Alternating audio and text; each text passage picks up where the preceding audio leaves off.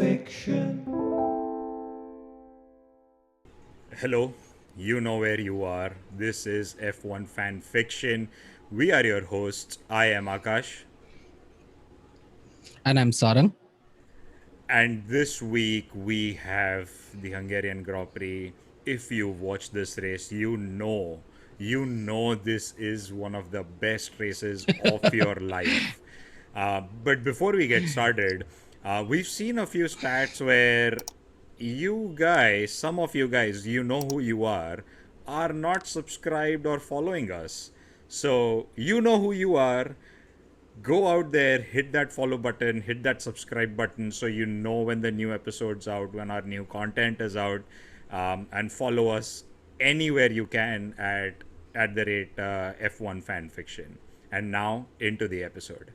I think I've lost my tongue. I genuinely am lost on words on what that race start was. Sarang, take it away, man. Yeah.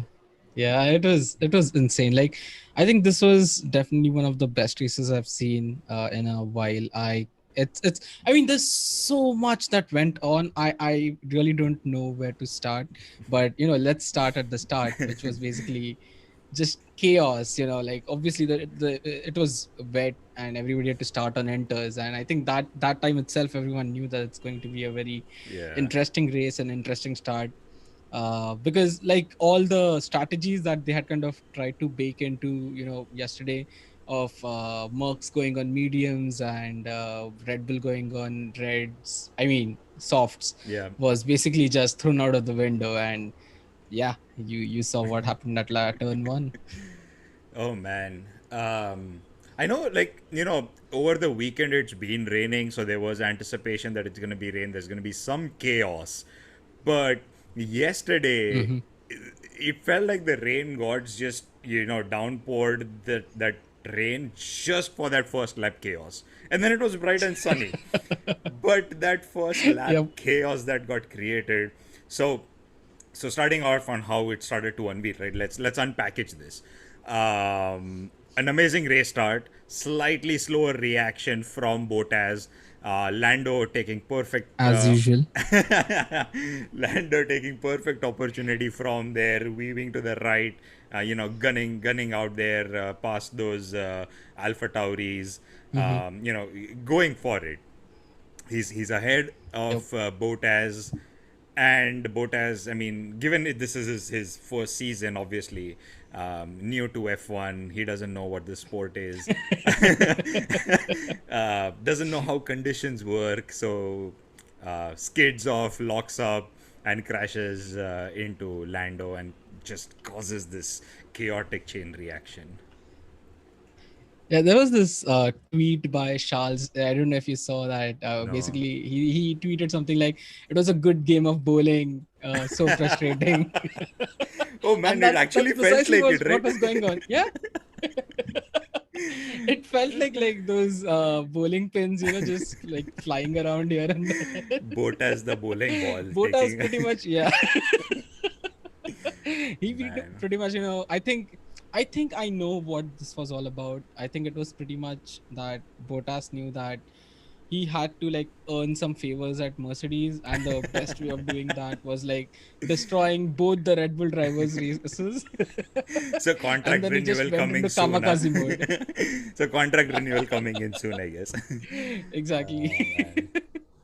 Yeah, Yeah, but but yeah, but that so was a rookie mistake. ten cars, right? Like maybe 10 cars. I don't know how many. So let's count. So both Red Bulls, Yep. Lando Yep. obviously, Uh-huh. Stroll on Lance. Leclerc, Yeah, that was a and whole other mini incident going yeah, on. but part of the chaos. That's right. Yep. Ricardo spinning off because of that. So Ricardo. that's six. Yep. Bottas obviously himself. That's seven. Yeah. Um, yeah, that's all I can think of. Seven. Maybe I'm I missing I out think someone, so. but yeah, seven Yeah. cars. Man. Yeah, it's pretty insane, right? I mean, wow.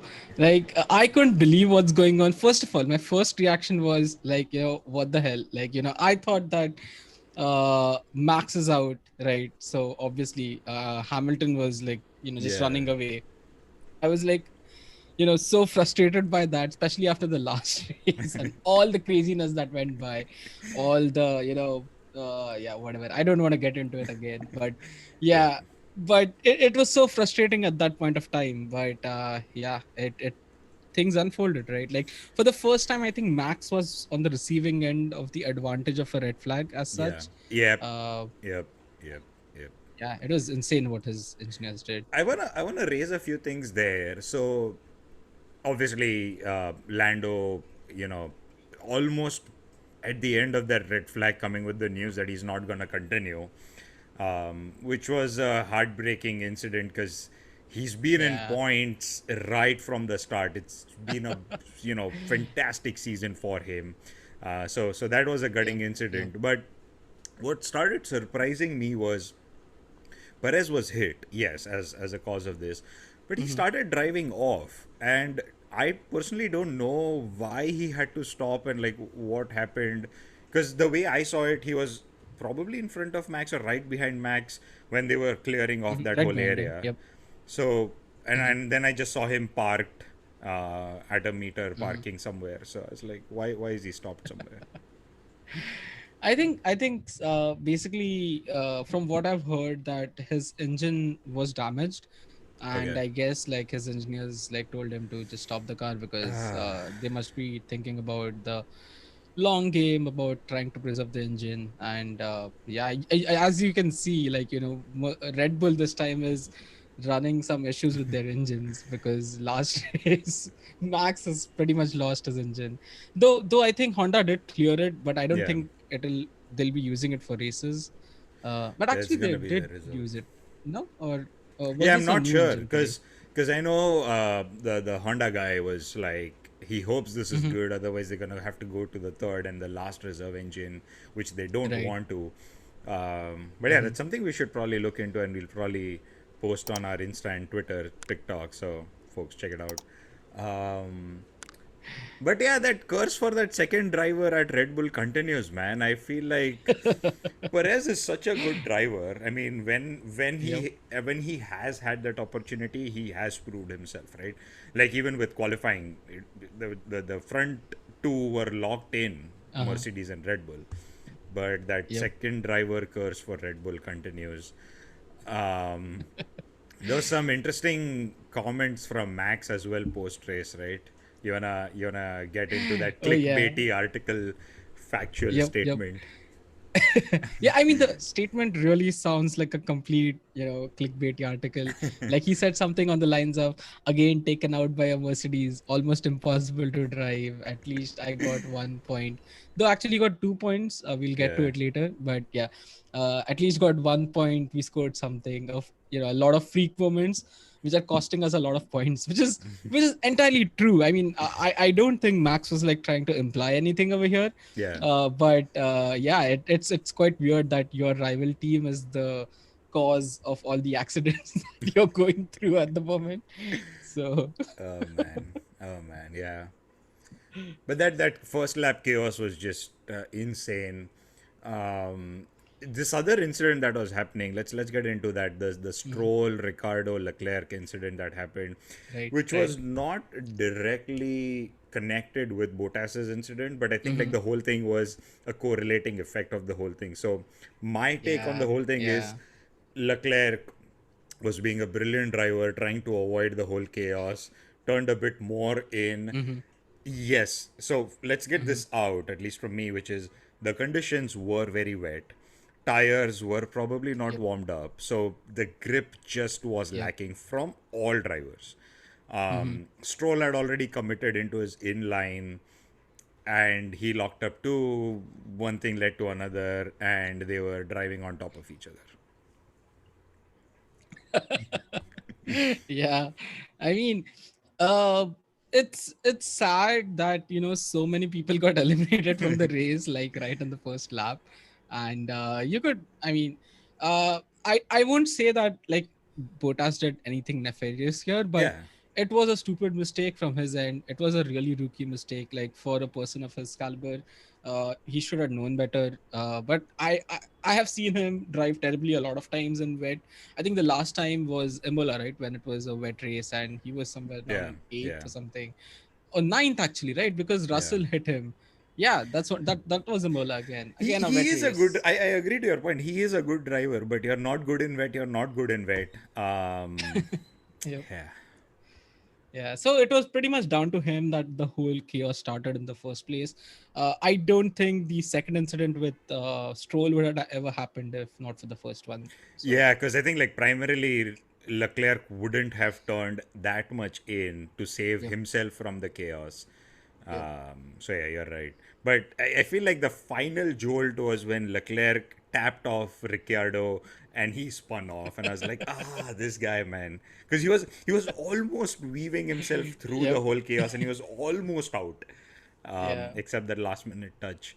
But the best weaving that's happened is how Ocon's gotten himself out of this chaos, yep. and Alonso just followed him wherever he was going, Actually, Vettel as well, all three of and them, Vettel because I as well. saw like, Yes, yeah, they were like, yeah, I'm just gonna sneak past here. I don't want to get into this nonsense. brilliant weaving there. But yeah, that got some amazing turn of events, right? Like Ocon was just then right up there. Yep. So Yep. brilliant from there. Yeah, I think that incident happened, and then like obviously everybody was like the broadcast was also kind of concentrating on all the cars that were damaged and everything. And I think at least for some time I wasn't looking at the leaderboard, and like I just glanced there and I saw that Vettel is like second or third something. I'm like, wait, Third, because what's going Hamilton on was still here? leading with the yellow flags. Yeah, right. Hamilton was still leading the race. Yeah. Yep, yep. And I was like, wow, what's that? Though it was pretty weird that like Hamilton again kind of lucked out or whatever, that he he just ran away from the whole thing just before like the whole If thing but happened. if you saw it, if you saw that thing very constant, like very intently, Mhm. Hamilton did skid slightly. Like he did have a slight moment Okay, there, and he just like was able to catch the car, and catch it right. yeah. Yeah. Oh, dude, I think like Latifi at that point was probably like third or fourth or fifth or Oh something, like yeah, yeah, yeah, right yeah. up there. I was like, wait, a Yep. Williams in top five? What is happening? Yeah, it felt like a fever dream, like everything was just jumbled up. Yeah, God knows what was going on. And then I think the red flag basically came up, Yeah, yeah, and yeah. yeah, I was kind of happy that at least Verstappen is getting some chance. But then when I recall when he was going back to the pits, he was talking to his engineer, and his engineer is like, the watchboard is gone, and he's like, the whole thing, and he's like, yes, the whole thing. Yeah, and then the camera spanned there, and I was like, oh yeah, the whole right thing is missing. Oh, dude, but Something seems wrong here. I want to bring this up here. Like, Red Bull Mhm. engineers are a beast. Those guys are Yep. a crazy bunch of people, man. They fixed, duct taped it for sure, but like, they fixed that car to make it a drivable car in those 30, 25, whatever minutes. Yep. Wow. Yep. Yep. That was something really like I saw that they were like applying some resin on the floor as well, because I think trying to fill in the cracks and stuff, and they were obviously like just going wild with duct tape. That was really funny to see. Yeah, It I felt a didn't. lot like Jugaad to me. Exactly. And I didn't know like they were doing this until I saw too many strips flying. I was like, wait, are they sellotaping, duct taping this whole thing? What the fuck is happening? Yeah. Oh man. But Yeah. speaking of red flag, you know, let's go to the start of this red flag situation. The sun's coming out, but everyone's on inters. Um, I, I have to accept I've never seen a race start like this where it's just one car on the grid. Oh yeah, that was just too funny. Like I think even the commentators were talking about, like it's getting dried, and they were also discussing that would Hamilton go into the pits. I mean, that did make sense, but like in from his defense, I do agree that it made sense for him to go to the grid start, because if he would had gone into the pits, whoever was second would basically go and start from the grid. Yeah, So I think being the first gives you that disadvantage. And after like basically the second, third like went in, it was clear that everybody else would go in as well. yeah, yeah, So yeah. it was a lose situation for him either ways. So I guess like that was the best thing he could do given that situation. But yeah, it was really funny. You know what, it felt something like like during these like hunting games or stuff like that, like they release the animal first, give it a head start. Something felt like, go Hamilton, go, you should run, and then everybody's gonna try to catch you or something. Oh wow, what an analogy.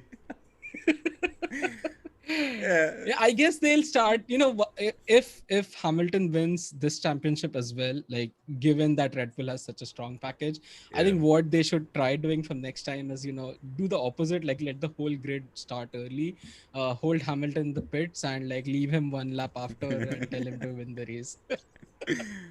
Oh man. I think that's the new format that they'll soon adopt. But Merc was on point yesterday. Their strategy was Yep. on point. Except the start, yeah, sure. That was lose-lose situation probably. But after Yeah. that, the hunt to the first or wherever he ended up, right, like the second place Yep. Yep. was on Hmm. point Merc strategy. And speaking of Definitely. That strategies, undercut was oh, everything. that worked on point. Mhm. It was just brilliant from their team. But speaking of strategies, it felt like Ferrari was going to be Ferrari and mess up Sainz race, or it was just part of the whole strategy. But there was this brilliant moment where Tsunoda was, I want to say third, but don't quote me on this, but Tsunoda was third, Sainz was fourth. Um, and race engineers asked Sainz to come into the pits, and Sainz was this firm, no, no, folks, no, be patient, we got this. Where his folks were still uh, his folks were still standing with the tires and everything ready, maybe to take off Tsunoda's engineers, because we saw Tsunoda come in that Uh-huh. lap, and then Sainz probably came in a lap or two after, and all of that just worked perfectly for him. And this Yep. happened throughout the race. Like it felt like Sainz was dictating his terms on the track, Yep. and it worked out perfectly for him. P3, wow, what a finish! Yep. Yeah, and I think this is the second time for him that he got P3 without the celebrations, which is like really sad for him that he has inherited his P3 position without actually enjoying the Yeah, podium, the podium. which is, yeah. This was a complete deja vu for me of Vettel's last year at Ferrari, because, like, if you remember, Vettel was pretty much always calling the shots for strategy during the last year. That's what it kind of like totally reminded me of looking at science. Yeah, I'm guessing like Ferrari's got a good car, maybe, but yeah, they're not good strategists. Who Nope, knows? Who never knows? have been. Ah, but man, like yesterday was this. There's this so much built up excitement about this race, man. What great battles! Just Yep, amazing battles. insane. We'll come to Alonso versus Hamilton and everything, because that requires its own sweet Hmm. discussion. But starting off, my first one was Mick Schumacher versus everyone. Oh This is yes, the first time oh I've yes. seen him in action, him racing anyone but Nikita Mazepin, who by the way was knocked off by Kimi, not Kimi technically, but Kimi's engineers. Yeah. But the Yep. Iceman was involved in the excitement. But anyways, Mick Schumacher racing Max. Wow, what a Yep. defense! Yep. Max had no chance, right? Like it Yeah, was quite weird to see. I mean, obviously, Max was managing driving a severely damaged car. half a car. He literally didn't have, that's it. He was driving half a car. And okay, so think about this: half a Red Bull is still faster than a Haas.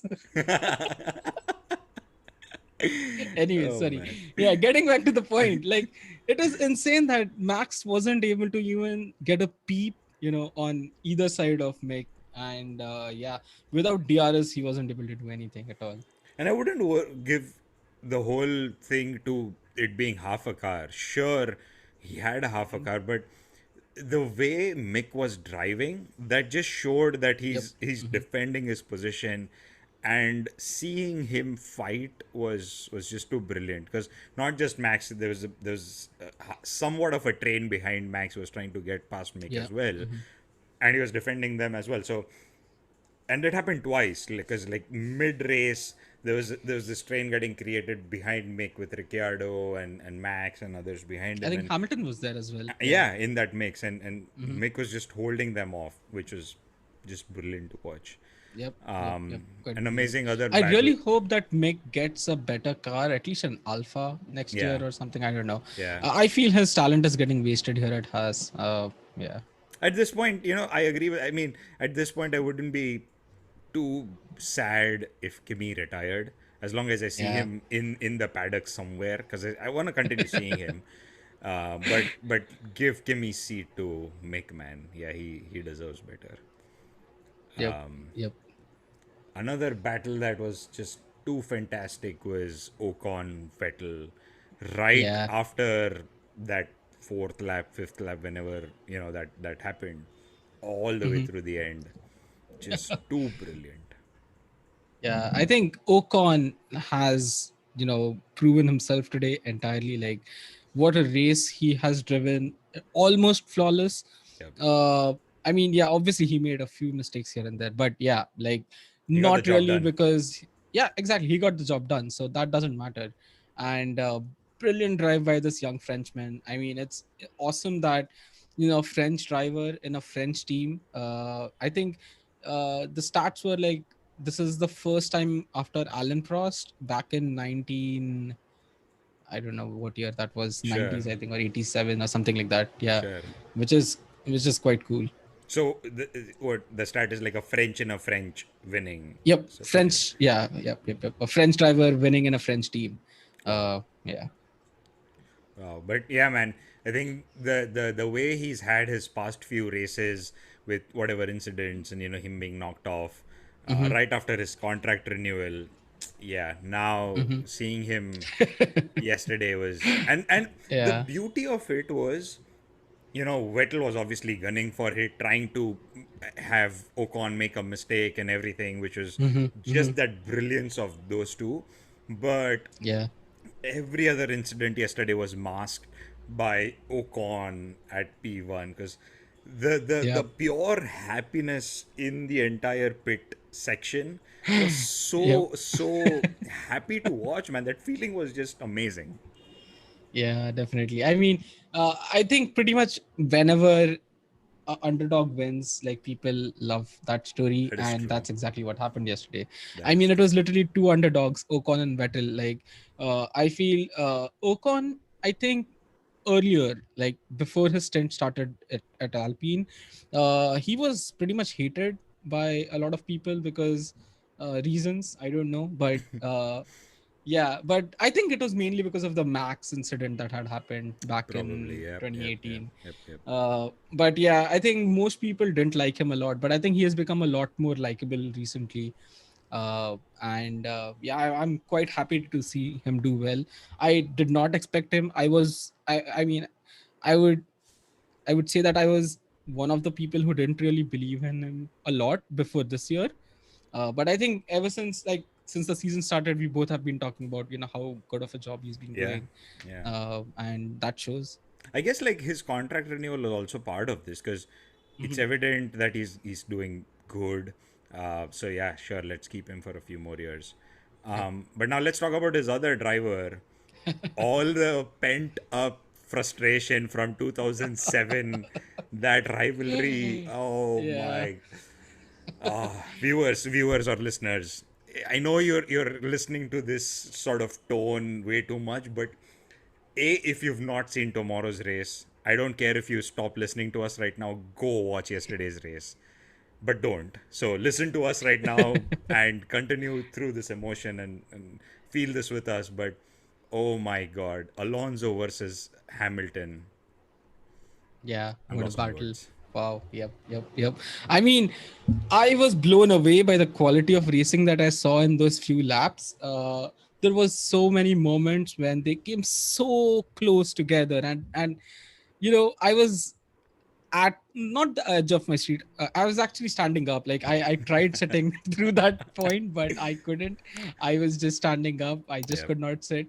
And Yeah. wow, that was insane. Like what racing. And Hungary is like one of the most difficult tracks to overtake at because it's Yes. such a narrow track, right? It's like a go-kart track almost. Uh, And on that point of yours, I mean, I think even Hamilton was struggling to get past Gio for that matter when he was mhm. from 14th climbing his way up. Yep. He wasn't able to catch up Alphas, right? So Yeah. yeah, that track is a very challenging track. Sorry, continue. Yep. Yeah, so like my point being that even if it was a very difficult to overtake at this track, we saw a lot of good action as we mentioned, like Mick Schumacher, Ocon and Vettel, Alonso and Hamilton. Yeah, truly brilliant racing. It shows that how much all of these teams have gained in performance now that like the midfield teams are no more, like a whole class different than these faster teams. Yeah, Like they can challenge them given the right circumstances, not on all tracks of course, yeah, but yeah, given the right circumstances they can challenge these bigger teams for the wins, and that's what happened today. Like although like we'll get to it later, but yeah, Vettel lost his second position. yeah. And yeah, but still like yeah, it was That surprising to see defense. Alpine and Aston Martin being at Yeah, 1 and 2. yeah. But that defense from Alonso was a true mark of a world champion, Mhm. experienced, amazing driver, and it genuinely took me back to what I started following this sport since 2005, 6, 7 ish time frame, and I was an Alonso fan since then. And yesterday's race took me back to my childhood, and I was like, wow, what a brilliant fight. And it wasn't just like because of the whole Alonso Hamilton rivalry. Obviously, that emotion also played in Alonso fighting, but just that brilliant defense, right? Like knowing Mhm. where an overtake's potential, knowing your car so well that you can push it to that edge that even if Hamilton's on the inside, you can defend yourself from the Right. outside, Yeah. and still giving each other enough room. Where there was this moment where Hamilton complained that you can't do this at high speeds, which Yep. probably is true, but it's just Hamilton cribbing. And on replay, even Crofty and oh, we have Nico Rosberg yesterday, so let's Yep. come to that too. But they said that there was a car's length. So Mhm. as a professional world champion, you're showing your true mark where you're fighting with grace, man. That Mhm. those few laps were amazing. I'm guessing if Alonso wouldn't have locked up on that first turn, he would have still Yep. continued fighting maybe Yep. for a lap or two more. That's what I was about to say. Just there was just one mistake that was required from his end, and that's it. That's what lost him that position. That one lockup was the end of it. Like otherwise, he was doing a great job. But I didn't believe that he would hold him back throughout the race. It was a matter But of time. Yeah. yeah, it was a matter of time for sure. But it was just like how long? Because I think in a way, if you think about it, Ocon won the race because Alonso was able to keep Hamilton at bay. That Because is very true. anybody else, like Sainz, was in a terrible condition because his tires were really old. This guy Hamilton was on fresh mediums, like not fresh but relatively fresher Yeah. uh, mediums, and I don't think either Vettel or Sainz would have been able to keep Hamilton at bay, and it would True. have just been a matter of time that he won the race as well. True.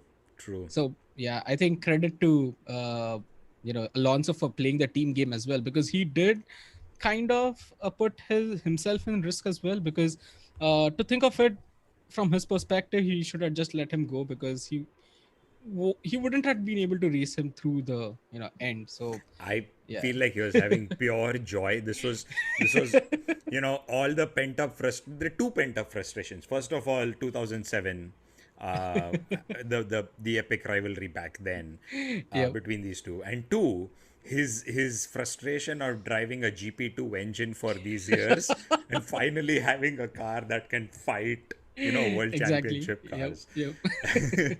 So that, but I feel like yesterday was too wholesome, and I want to Mhm. bring this up because Alonso waited all that while for Ocon to come in.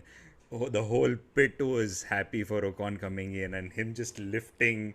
I've never seen Yep, a yep, teammate lifting the other teammate yep. up, man. Wow, that was just a happy moment. Did you notice one thing? Right after the race, there was this weird triathlon thing going on. Everyone was running. Vettel ran back. I didn't Ocon understand was what is going on. Why is everybody running around on the track? I true think that. after Hamilton's celebration last race, everybody has kind of gotten the hint that that's what you're supposed to do. You're supposed to get out of the car and run around here and there after you win the race. Yeah, it's like It was very weird. And one race, more run, thing. and drink. And one more thing I saw was that I think what happened was like Ocon was like running to the like paddock, right? And all of his teammates for some reason went to the podium area. They thought that he's gonna come there. I don't know why, but they went there. And when he ran into the paddock, nobody was there to greet him. Like he was just wandering around. What should I do here? Because nobody is here. The beauty about this, so for folks who don't have context, what ended up happening was after the race you take a victory lap on, usually on these, except the one or two tracks where you don't, you usually do a victory lap, come back and stop Mhm, at a 1 2 3, winner's position. Now, mhm, in the past few races, what's happened is they've stopped on the track, so they don't go into the pits and they've stopped on the track. Ocon's poor guy never won a race at Hungary, let alone anywhere else. Um, so and no one's told him what to do. So he's assumed you've got to go onto the track, whereas everyone else has gone into the pits. And he's gone onto the track, seeing like no one's here. So he just stopped at the end of the pit lane and was running his way back. yeah, yeah, but yeah, just a wholesome moment of Alonso lifting him. yep. Another wholesome event that happened yesterday, which was Russell playing just a brilliant teammate, right? Mhm, What yeah. was it? I forget what the radio was, but I I know think that it something was. like he basically said that if you want to compromise my race for Latifi's Latifi. race, tell me what to do because we need to prioritize him for the team, which totally made sense because at that point of time I think Latifi was third or fourth at that Yeah, point, and of course he would have gained them a lot of and he points. had a better race pace yesterday, so Yep, Russell definitely. understood and realized that. Yeah, though it felt like very blatant ad for Mercedes. Like he was just showing that look how I am as a teammate, as a second driver. While Bottas can Hire me. crash people, I can let Hamilton go. Exactly. So it completely felt to me like it was an ad. Virtual resumes, different sort of CVs. Exactly. Man. Hey, but my Though, hey, prophecy is finally one, true. My yes, prophecy is exactly. true. I mic drop. I leave. Yep. So where's your $1 million, dude? Yeah, man. I should have bet, man. Every. Let it be. So what? Finally, Latifi now has 4 points, I guess. 5 or 4 points. Yeah, where did he end up? Seventh, right? Oh Yeah, wow. seven and Okay, eight. nice. 7 and 8 is Hmm. what's gonna be now. Latifi and Russell. Yeah. So it's almost 7-ish points for them. So they what? So they were obviously Where's above Latifi? So I think six Haas. points. Yeah. They were obviously Mhm. above Haas. Are Yep. they already above the Alpha? I will have to check that. I don't know. I'll have to check. I'm not sure either. I guess they are. Yeah, they're above Alfa Romeo as well. That's right. Wow. Yeah, yeah, So they're at eight right now. Who would have thunk Williams at eighth? right, right. That's awesome. Yep. Because at Alpha, nothing's happening. No one cares about poor Gio. He was there because he survived. He was there because he survived the whole debacle, driving back somewhere. Yeah. He was Mazepin for yesterday, I guess. Yeah. Yeah. I really didn't get the purpose of why he was driving. Like, yeah, fine. Man. Hey, let's Yeah. let's bring this Though up. one thing. Nico. Sorry, yeah, continue. Hmm? No, go ahead. Yeah, exactly. That's what I wanted to talk about. That Nico's commentary was the highlight for the day for me, Yeah. in the sense that if whoever heard the last episode, like there were some really good words that I was talking about Crofty, And I think somebody at FIA listens to our show, because Oh, this is the sure, second man. time that has happened that we have criticized something and then they've changed it right away in the next race. I love the fact that Nico Rosberg was there this time. I think he was there for the qualifications as well, right? Yeah. And it's good to see that there was some neutrality that he brought in terms of Mhm. his rival, or post pre the previous The rival. ex-rival, yeah, sure. But Mhm. he was being a bit diplomatic. There were a few instances when Crofty asked him, like, what would you have done? And he's like, yeah, we'd have to see what's happening. And Crofty was like, well, it's happening right in front of us. We see what's happening. So what would you have done? And he was just being a bit diplomatic there. But nonetheless, that's just one instance, which was a con. I wouldn't call it a con, but there were 99 other, which was pleasureful having him Mhm. up there. Yeah, no, definitely. Like I feel that what they should do is they should have a probably like a rotating panel of Yeah, guests to involve with the yeah, commenting, yeah, because I think it's getting kind of old. And I think a lot of people have talked about this last time, that the British bias is there, at least in the commenting. It's definitely there. Like, you can feel it for sure. So I feel that by bringing in more people, you'll get a mixed bag of opinions, and that's a good thing yeah, yeah, when you get different perspectives. totally. So I'm kind of glad that they did try this time. Yeah, I'd love to see. You know how we get Jensen Button to do post race? We see Mark Webber come and do post race. Like, sure, bring them on. Like, Hmm. during a race, uh, Yep, first 15 laps, X, next 15 laps, Y. Yeah, exactly. spin it around. It's Yep. be fun to I think watch. there was this. It felt like something like that happening in this race, right? Because there was this revolving door of commentators that was coming by. Like, there was With Karun Chandhok for Crofty some time. as There a was, consistent. uh, yeah, yep, So I know exactly. there was So Karun yeah, I Chandhok. think it's a good idea. Yeah, there was Karun Chandhok. Mhm. There was Nico Rosberg. I don't know if Brundle came in and left. I probably didn't pay attention, but definitely a few came in and left. Yeah, I could hear it. Yeah, a couple different voices, that was for sure. And obviously, like, Ted sometimes joins right from somewhere down in the paddocks, and he was there as well in between. So yeah, so I think, yeah, some good improvements there. Yeah, yeah. Marketing the sport right. Um, Mhm. I want to come back to the podium finishes Talking about again. marketing, let's also talk a little bit about Aston Martin, because I think they are doing something uh, like really supporting Vettel with his mission. That's what we see with his mission of protesting for LGBT rights in Hungary. Because I think recently there was this a bunch of anti-LGBT laws that were passed in Hungary, and Vettel had decided to kind of protest that. And so he had this whole theme going on where he had these like rainbow shoes and rainbow t-shirt and everything, the whole get up. And yeah, I think, and it's great that Aston Martin is really backing him with all that. Yeah, What we also see, Mercedes doing with Hamilton in yeah, that yeah, sense. yeah. So yeah, I just want to give a shout out to Vettel for that. Like, just overall, what a genuine guy. Then eventually Vettel got into some limelight, firing for this from the FIA. And to be honest, I feel like there's some just huge hypocrisy going around within FIA. I mean, it's the drivers obviously standing up for these causes because now they realize they have Hmm. this platform. Hmm. Um, but as FIA, if you were to penalize this, again, folks, there's probably some half baked information here. There's probably some regulations, everything's set in stone, yada yada. But just Hmm. from a layman's perspective at this point, and the banter that goes on this channel, I feel like FIA should probably amend those things to back such things because they Hmm. have this platform to voice such opinions. um, and even thinking of penalizing Vettel for doing something like this, it sends a wrong message. So if again, Yeah. whoever someone's listening at FIA, so whoever's listening, take a note. That guy or gal, whoever it is. Exactly, exactly.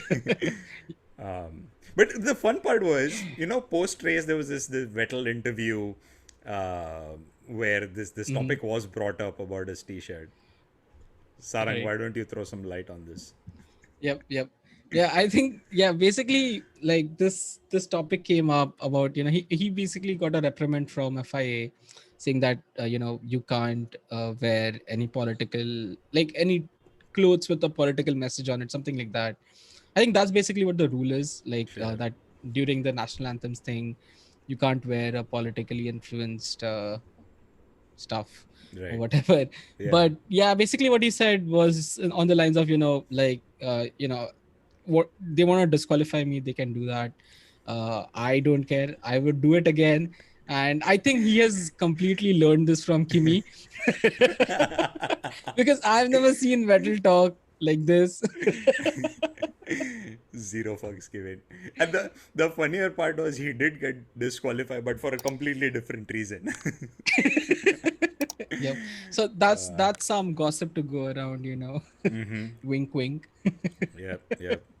Tell us But yeah, more, I think Sarang. the Tell us whole more. whole disqualification was basically because, for people who don't know, it's basically that there's a rule by FIA that you have to submit at least 1 liter of fuel after the race. You have to ensure that you have at least 1 liter of fuel in the car after the race, so that FIA can, conduct tests and make sure that the fuel is within regulations and they're not, adding some performance enhancing agents to the fuel or something like that, which might, give them an edge.